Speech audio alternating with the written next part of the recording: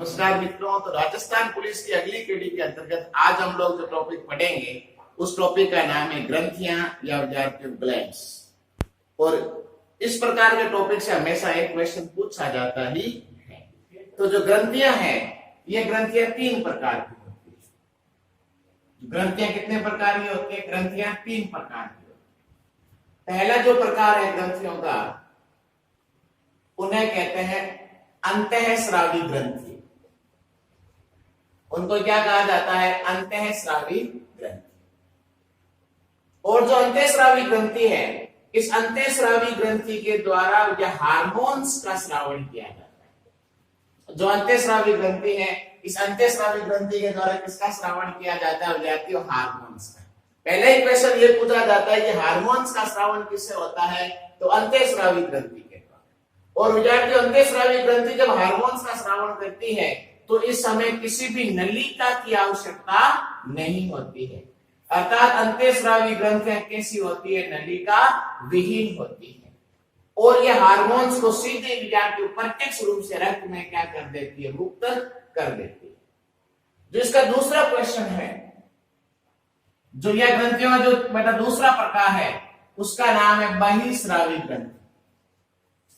क्या नाम है? बहिस्रावी ग्रंथि। और जो बहिस्रावी ग्रंथि होती है, ये बहिस्रावी ग्रंथि ये किसका श्रावण करती है? ये विद्यार्थियों एंजाइम्स का श्रावण करती है या एंजाइम का श्रावण करती है। आपसे सीधा क्वेश्चन पूछा जाता है कि एंजाइम का श्रावण कौन करती है? बहिस्रावी ग्रंथियां। हार्मोन्स का श्रावण कौन करती है? अंतःस्रावी ग्रंथि। जब बहिस्रावी ग्रंथि एंजाइम का श्रावण करती है तो इनको नलिका की क्या होती है? इनको नलिका की आवश्यकता होती है। और इसके अलावा ग्रंथियों का एक और प्रकार है, उसका नाम है मिश्रित ग्रंथि। यहां मिश्रित ग्रंथि का मतलब है कि ऐसी ग्रंथियां जो अंतःस्रावी ग्रंथि और बहिस्रावी ग्रंथि दोनों की तरह कार्य करती है, उसे मिश्रित ग्रंथि कहा जाता है। और मिश्रित ग्रंथि का जो एग्जाम्पल है वो है विद्यार्थियों अग्नाशय। Very very very important. मिश्रित ग्रंथि का एग्जाम्पल कौन है? अग्नाशय। और इसके द्वारा हार्मोन्स का भी श्रावण किया जाता है और इसके द्वारा एंजाइम्स का भी श्रावण किया जाता है। और इसका सबसे फेमस हार्मोन क्वेश्चन पूछा जाता है राजस्थान पुलिस के हिसाब से कि अग्नाशय के द्वारा किस हार्मोन का सिक्रेशन किया जाता है? उसका नाम होता है विद्यार्थियों इंसुलिन। क्या नाम होता है? इंसुलिन। उसके बारे में पढ़ेंगे, उसके फंक्शंस के बारे में पढ़ेंगे। तो सबसे पहली बात कि हार्मोन्स का श्रावण किससे होता है? अंतःस्रावी ग्रंथि से। उसी प्रकार एंजाइम का श्रावण किससे होता है? बहिस्रावी ग्रंथि से। और जो मिश्रित ग्रंथि होती है वो हार्मोन और एंजाइम दोनों का ही श्रावण करती है। अब हम लोग सबसे महत्वपूर्ण बात है कि जो एंजाइम होते हैं, ये एंजाइम किसके बने होते हैं? प्रोटीन के बने होते हैं। इस प्रकार का क्वेश्चन भी पूछा जा सकता है कि सभी एंजाइम प्रोटीन होते हैं। सभी एंजाइम प्रोटीन होते हैं, लेकिन सभी प्रोटीन एंजाइम नहीं होते। फिर इसके बारे में और भी डिटेल से बातें पढ़ी। अब बात आती है अंतःस्रावी ग्रंथियां कौन कौन सी है। तो अंतःस्रावी ग्रंथियों के नाम, इसमें अंतःस्रावी ग्रंथियों जो मस्तिष्क में तीन पाई जाती है। एक का नाम होता है हाइपोथैलेमस, जो दूसरी है उसका नाम है विद्यार्थियों पीयूष ग्रंथि, और इसके अलावा जो तीसरी है उसका नाम है जो पीनियल ग्रंथि। ये तीन ऐसी ग्रंथियां हैं जो किसमें पाई जाती है? मस्तिष्क में पाई जाती है। ये तीन ऐसी ग्रंथियां जो किसमें पाई जाती है? मस्तिष्क में पाई जाती है। लेकिन अपने को स्टैंडर्ड का राजस्थान पुलिस के हिसाब से ज्ञान रखना है। तो सीधा क्वेश्चन पूछा जाता है कि मस्तिष्क में कौन सी ग्रंथियां पाई जाती है, ऐसी कौन सी ग्रंथि है जो मस्तिष्क में नहीं होती। इसमें से आपको ये याद रखना है कि जो पीयूष ग्रंथि है, इस पीयूष ग्रंथि को मास्टर ग्रंथि कहते हैं। इस पीयूष ग्रंथि को क्या कहा जाता है? मास्टर ग्रंथि कहा जाता है, या पीयूष ग्रंथि को सर्वोच्च कमांडर कहा जाता है। आपसे क्वेश्चन पूछा जाए कि मास्टर की मास्टर ग्रंथि किसे कहते हैं? तो जो मास्टर की मास्टर ग्रंथि किसे कहते हैं? हाइपोथैलेमस। इसको पहले मस्तिष्क का भाग माना जाता था, लेकिन वर्तमान में हाइपोथैलेमस को किसमें जोड़ा गया है? अंतःस्रावी ग्रंथियों में जोड़ा गया। अब इसमें बात आता है कि वेरी इंपॉर्टेंट, आपको ध्यान रखना है कि मास्टर ग्रंथि किसको कहा जाता है, पीयूष ग्रंथि को कहा जाता। अब इनके द्वारा जो इन सब ग्रंथियों के बारे में हम लोग इनके बारे में डिस्कस करते हैं। जो पहली ग्रंथि है, इस पहली ग्रंथि का नाम है हाइपोथैलेमस। जो पहली अंतःस्रावी ग्रंथि है, इस पहली अंतःस्रावी ग्रंथि का नाम क्या है, हाइपोथैलेमस। आपको क्वेश्चन पूछा जाता है कि हाइपोथैलेमस का मुख्य कार्य बताओ। तो हाइपोथैलेमस में जो इंपॉर्टेंट प्रश्न बनते हैं, पहला यह है कि जो हाइपोथैलेमस जो तापमान का नियंत्रण करता है। क्वेश्चन पूछा जाए कि हमारे शरीर में तापमान का नियंत्रण कौन करता है, तो तापमान का नियंत्रण हाइपोथैलेमस करता है। इसी प्रकार से हमारे शरीर में विद्यार्थियों भूख के केंद्र किसमें होते हैं, तो भूख के केंद्र भी किसमें होते हैं, हाइपोथैलेमस में होते। फिर आती है पीयूष ग्रंथि। इसके बाद कौन सी ग्रंथि आती है, पीयूष ग्रंथि। इसको क्या कहते हैं, मास्टर ग्रंथि। इस पीयूष ग्रंथि को क्या कहा जाता है, मास्टर ग्रंथि। ये पीयूष ग्रंथि की स्थिति कहां होती है, तो ये क्या मस्तिष्क के अंदर एक अस्थि होती है, उस अस्थि का नाम होता है स्फिग्नोइड अस्थि के सेलाटर्सिका गड्ढे में होती है। स्फिग्नोइड अस्थि के किस गड्ढे में होती है, सेलाटर्सिका गड्ढे में। इतना डिटेल में नहीं पूछेंगे, लेकिन आपको याद रखना है कि स्फिग्नोइड अस्थि के किस गड्ढे में होती है, सेलाटर्सिका गड्ढे में कौन होती है, पीयूष ग्रंथि। पीयूष ग्रंथि का आकार कैसा होता है, पूछ सकते हैं। तो पीयूष ग्रंथि का विद्यार्थियों आकार होता है मटर के दाने के समान। जो पीयूष ग्रंथि है, इसका आकार कैसा होता है, मटर के दाने के समान किसका आकार होता है, पीयूष ग्रंथि। अब आपसे पूछा जाए कि विद्यार्थियों पीयूष ग्रंथि के द्वारा कौन से हार्मोन छोड़े जाते हैं, तो अपन लोग साइंस बायोलॉजी के हिसाब से देखें तब तो जो 5-6 हार्मोन है, लेकिन आपको राजस्थान पुलिस के हिसाब से 1-2 हार्मोन के नाम क्या रखने हैं, याद रखना। जो पीयूष ग्रंथि है, इसके द्वारा जो हार्मोन छोड़ा जाता है उसका नाम है वृद्धि हार्मोन। ये वृद्धि हार्मोन पीयूष ग्रंथि की अग्रपाली छोड़ती है। जो पीयूष ग्रंथि की अग्रपाली है वो कौन सा हार्मोन छोड़ती है, वृद्धि हार्मोन। उसी प्रकार से 2 और हार्मोन होते हैं। एक हार्मोन का नाम होता है ऑक्सीटोसिन। पिछली बार राजस्थान पुलिस में काफी स्टैंडर्ड क्वेश्चन पूछे गए थे। एक और हार्मोन होता है, उसका नाम क्या होता है, ऑक्सीटोसिन। और ऑक्सीटोसिन का स्रावन कौन करती है, पीयूष ग्रंथि की पश्चपाली। पीयूष ग्रंथि की पश्चपाली।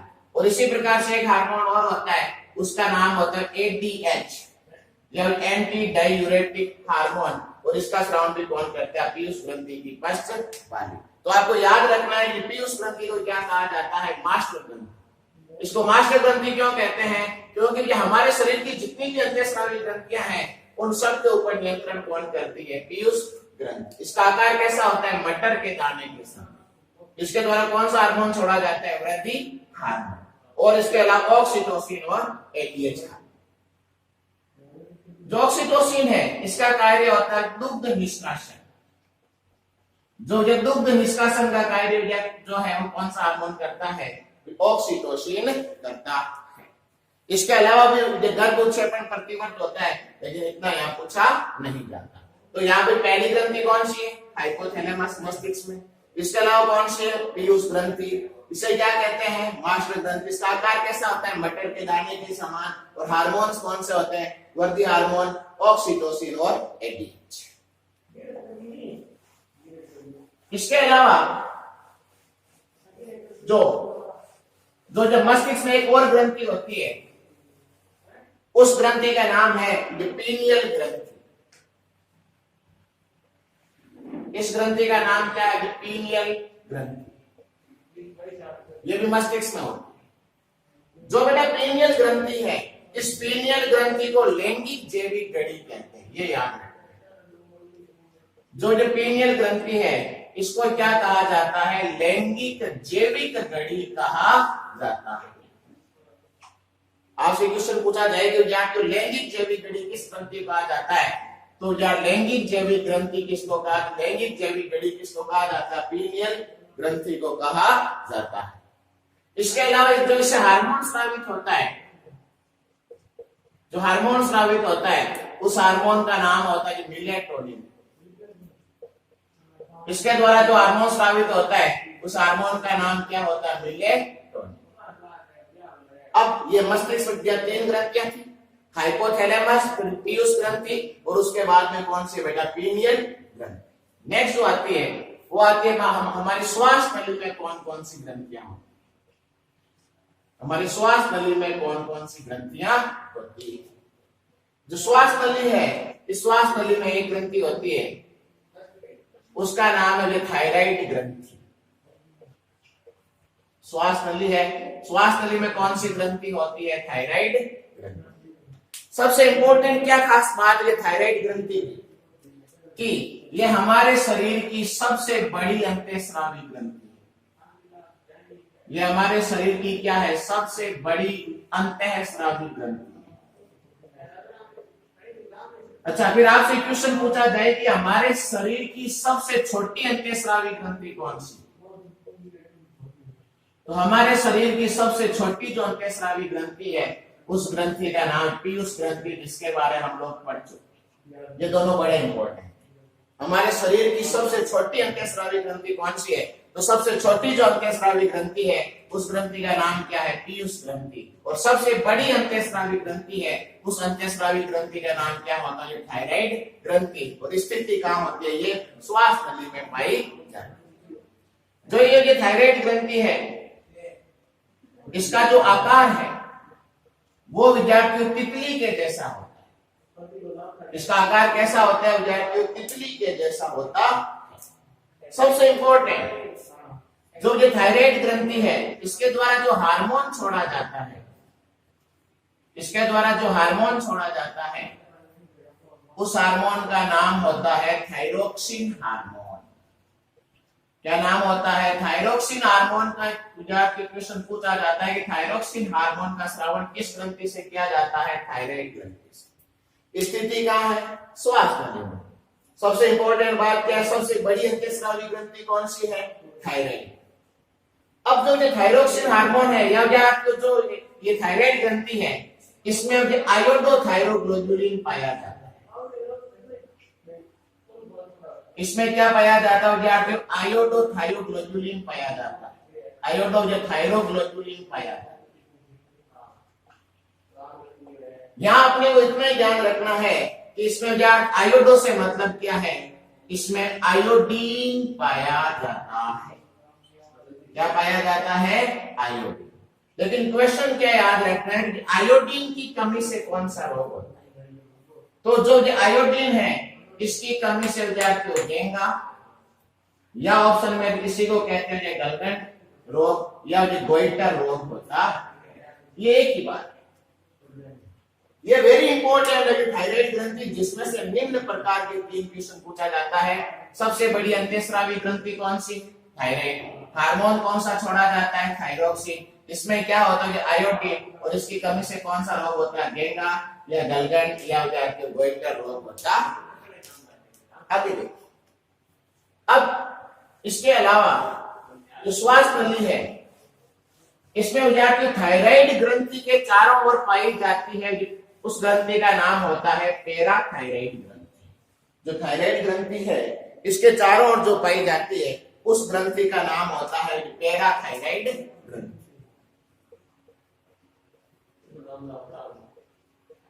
इस ग्रंथि का नाम क्या है? पैराथायराइड ग्रंथि।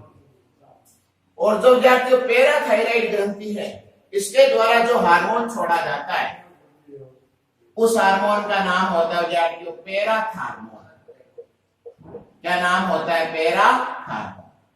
और इसे क्या कहते हैं? इसे विद्यार्थियों कालिक का हार्मोन भी कहते हैं। इसको कालिक का हार्मोन भी कहा जाता है। क्वेश्चन पूछा जाता है कि पैराथायराइड ग्रंथि की स्थिति कहां होती है? श्वास नली में। श्वास नली में भी कहां होती है? तो विद्यार्थी थायराइड ग्रंथि के चारों ओर क्या पाई जाती है? पैराथायराइड ग्रंथि पाई जाती है। जो हार्मोन उसका नाम क्या बेटा? पैराथायराइड। इस हार्मोन का क्या फंक्शन है? सिंपल लेवल में देखें तो ये विद्यार्थी क्या करता है? जो Ca+2 मतलब कैल्शियम और फॉस्फेट का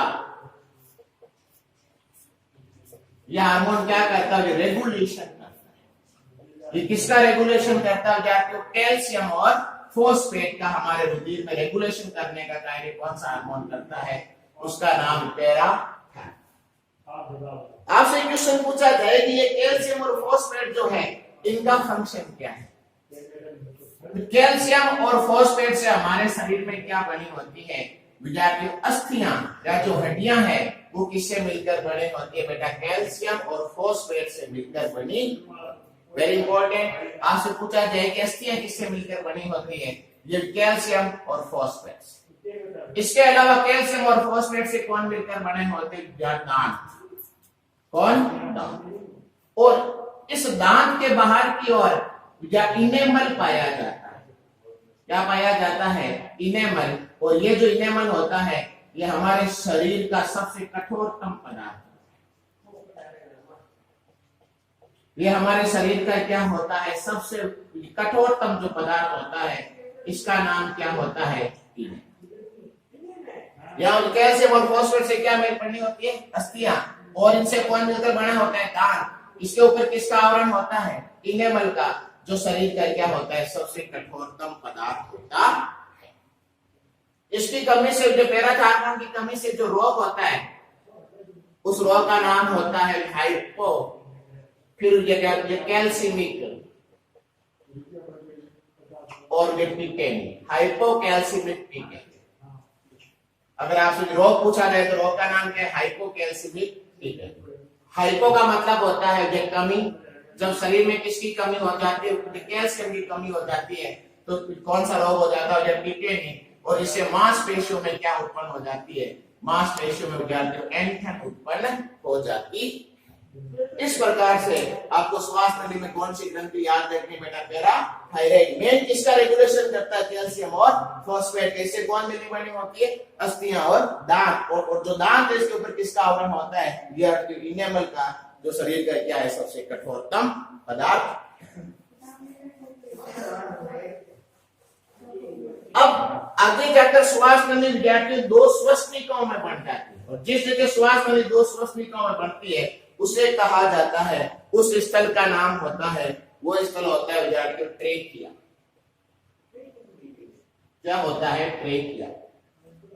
और जो ट्रेकिया है इसके पास में जो ग्रंथि होती है उस ग्रंथि का नाम होता है थाइमस ग्रंथि।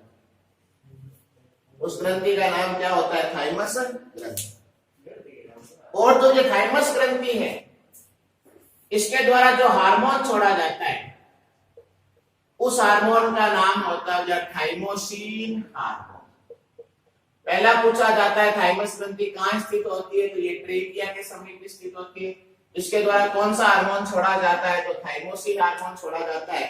और जो थाइमोसिन हार्मोन है इसका बॉडी में क्या फंक्शन है? यह हमारे शरीर में प्रतिरक्षा तंत्र का निर्माण करता है, या यह हमारे शरीर में रोग प्रतिरोधक क्षमता बनाती है, या ये विद्यार्थियों हमारे शरीर में इम्यूनिटी सिस्टम डेवलप करता है। वो कौन सा हार्मोन है? Thymosin hormone. और जो थाइमस ग्रंथि है इसको टी लिम्फोसाइट का प्रशिक्षण केंद्र कहते हैं। तो हम लोग बहुत ही इसको शॉर्ट में पढ़ रहे हैं, ठीक है। इसको क्या कहते हैं? कि टी लिम्फोसाइट का प्रशिक्षण केंद्र कहा जाता। आपसे पूछा जाए कि रुधिर की ऐसी कौन सी कोशिका है जो प्रतिरक्षा का निर्माण करती है?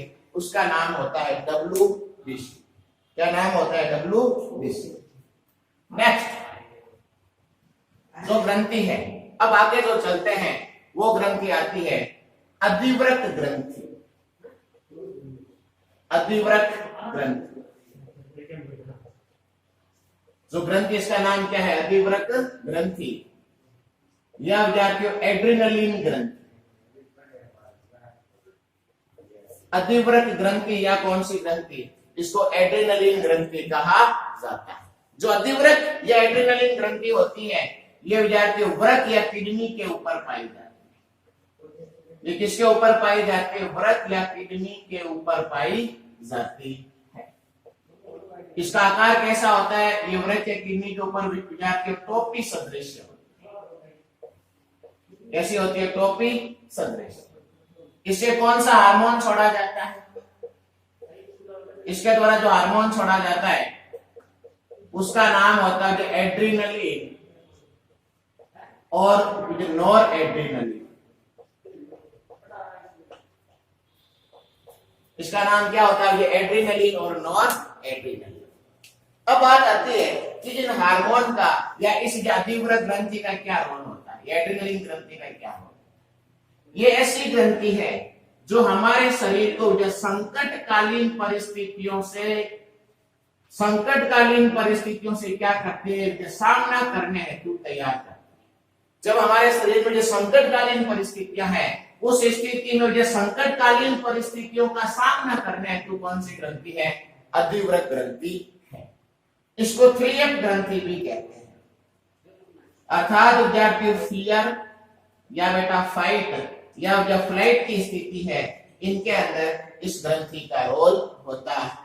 सीधा क्वेश्चन पूछा जाता है कि संकटकालीन परिस्थितियों से सामना करने हेतु कौन सी ग्रंथि जिम्मेदार होती है? अधिवृत ग्रंथि। इसे कौन से हार्मोन स्रावित होते हैं?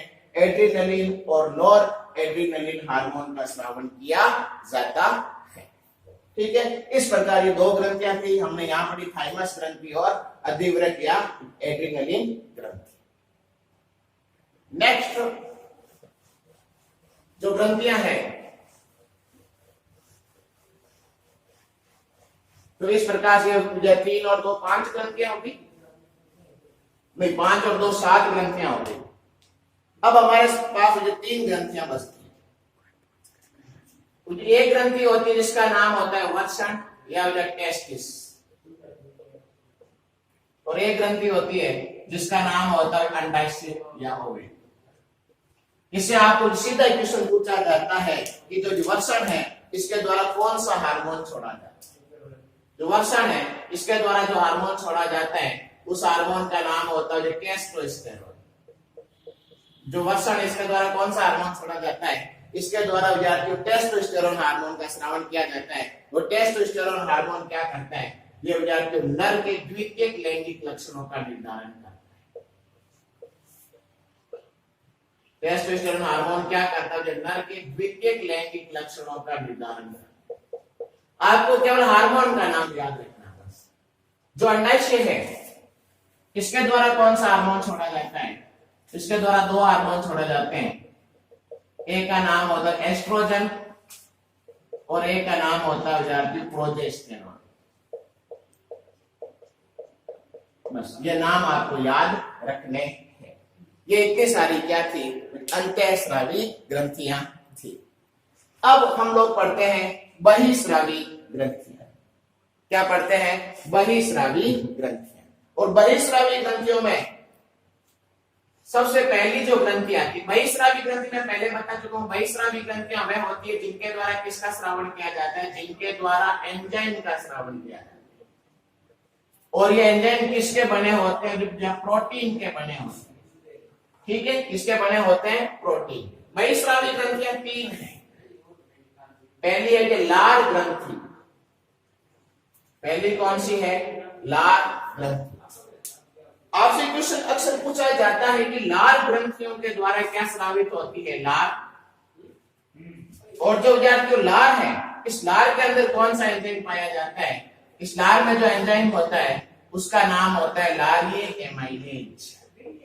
जो लार है इसमें कौन सा एंजाइम होता है? लारिये एमाइलेज या विद्यार्थियों टाइलिन एंजाइम।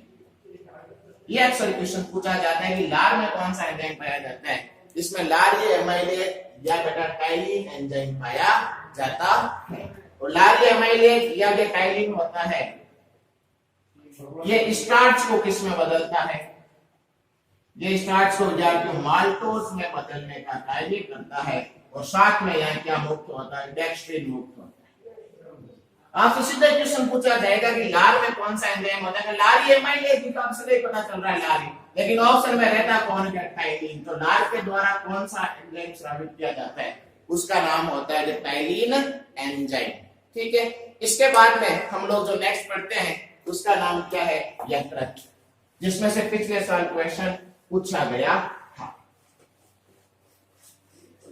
हम किसके बारे में पढ़ते हैं? यकृत या लीवर के बारे में पढ़ते हैं। यकृत, लीवर।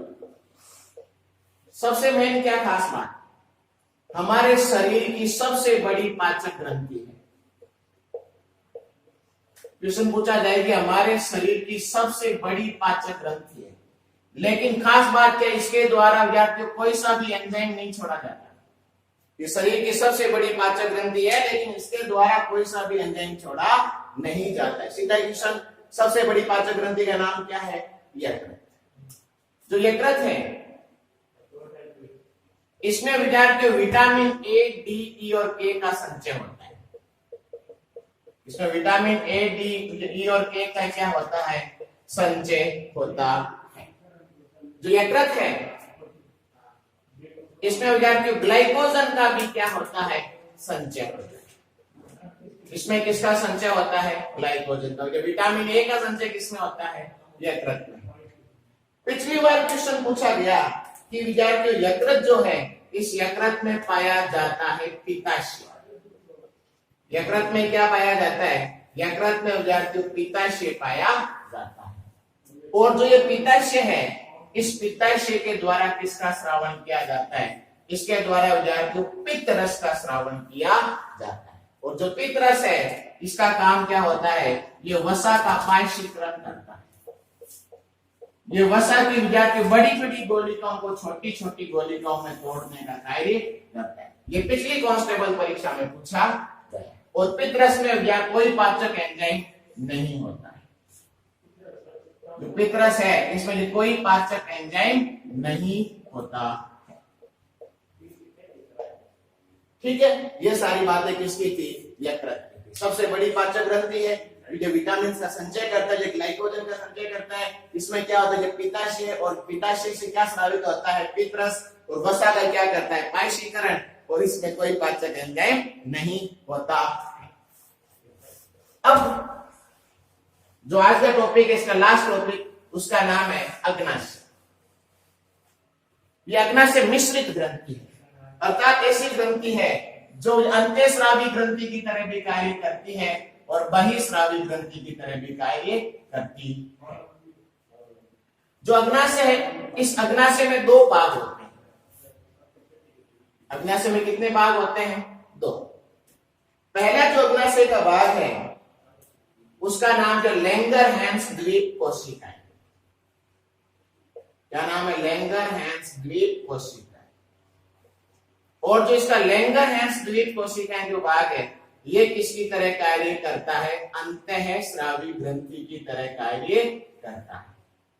अर्थात लैंगरहैंस द्वीप कोशिकाओं के द्वारा हार्मोन्स का सिक्रेशन किया जाता है।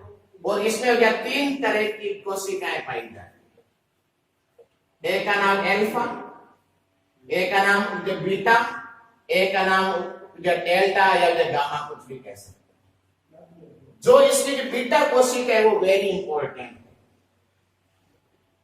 अग्नाशय की बीटा कोशिका के द्वारा जो इंसुलिन का स्रावन किया जाता है।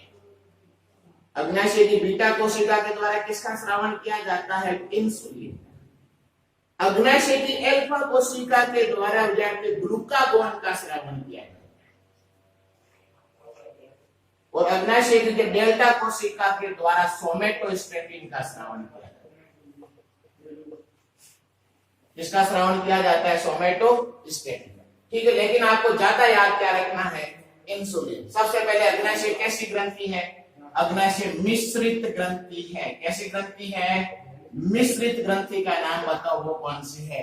अग्नाशय। इंसुलिन का क्या काम होता है?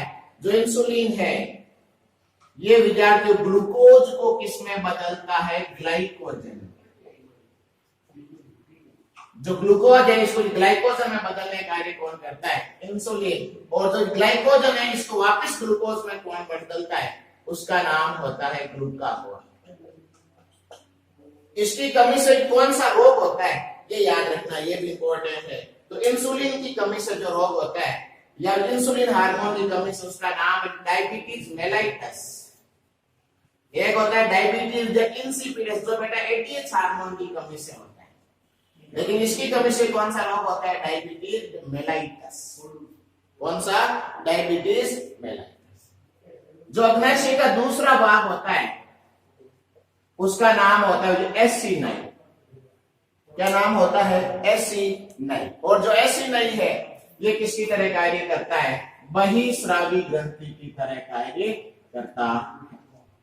और यहाँ SC9 में क्या आ रहा है? ए, इसके द्वारा किसका श्रावण किया जाता है? एंजाइम का श्रावण किया जाता है। कुछ एंजाइम के नाम लिख देता हूं आपको याद रखने के लिए।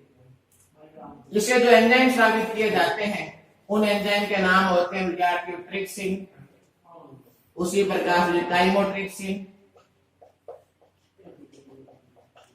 या प्रोकार्बोक्सीपेप्टिडेस। इतना आपको याद नहीं रखना, लेकिन क्या पता पूछ सकते। प्रोकार्बोक्सीपेप्टिडेस और प्रोइलेस्टेस, ये इतने सारे जिसके श्रावित होते हैं एंजाइम्स का सीक्रेशन। आपको मेन क्या याद रखना है? इसकी बीटा कोशिका किसका काम करती है? इंसुलिन का। इसकी कमी से कौन सा होता है? Diabetes mellitus. और इसके साथ ये चैप्टर खत्म होते हैं। और आप सभी लोगों से आग्रह है कि हमारे चैनल को लाइक और सब्सक्राइब करें। जय हिंद, जय भारत।